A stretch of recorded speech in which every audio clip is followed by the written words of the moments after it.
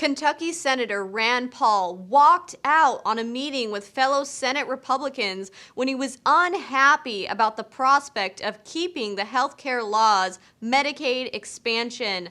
Paul warned the fellow Republican senators that they aren't taking the voters' demands seriously to repeal Obamacare and that they could see the consequences of this in the voter booth next election. Rand Paul actually has proposed a replacement to Obamacare that includes opening up the insurance market and allowing individuals to pool their insurance with others to secure the lowest premiums.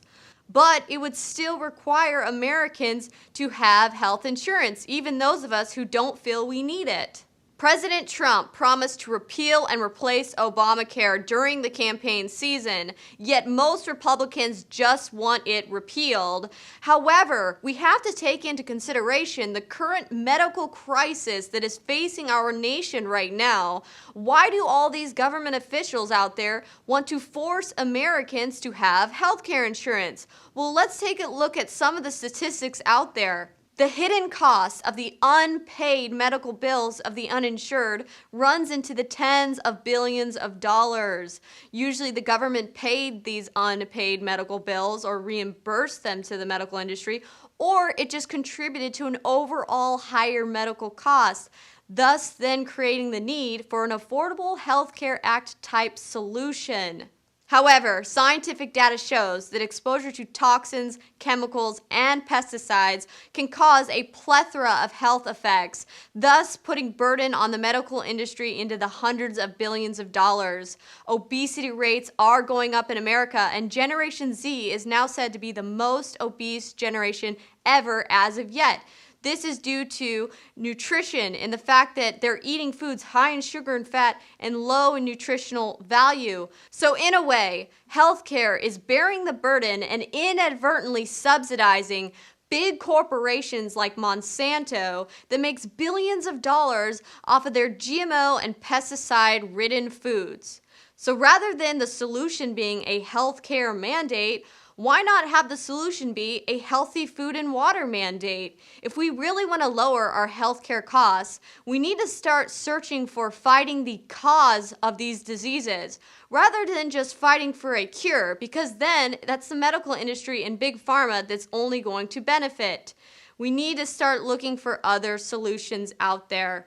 The medical industry pushes vaccines on the entire population uniformly, and statistically, there is going to be a portion of the population that reacts adversely. Some scientists are linking vaccine reactions to autism. The numbers are staggering. 1 in 45 children now is autistic.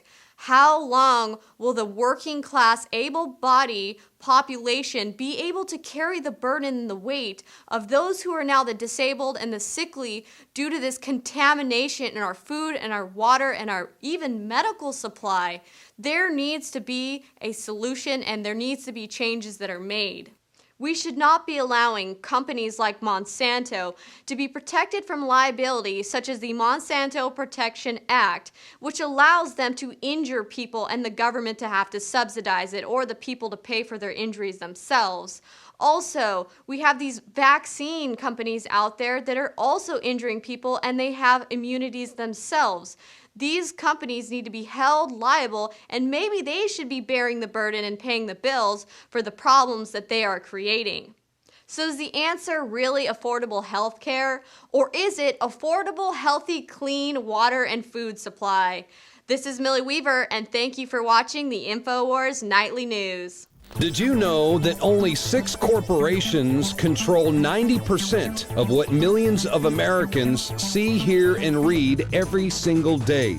It's the illusion of choice. Think about it. The mainstream media is owned by only a handful of megacorporations with vested interests. But on the other hand, The internet is an interconnected network of billions of sources. So you can research information for yourself from multiple sources, or you can blindly accept what you hear or read in the mainstream media, never questioning what you are being told. This gives you a false sense of reality. I mean, do you actually know what you think you know? Or have you been programmed to accept someone else's version of events? Think about it. This is Darren McBreen, and I want you to break the matrix at Infowars.com and PrisonPlanet.tv and listen to The Alex Jones Show, because there's a war on your mind.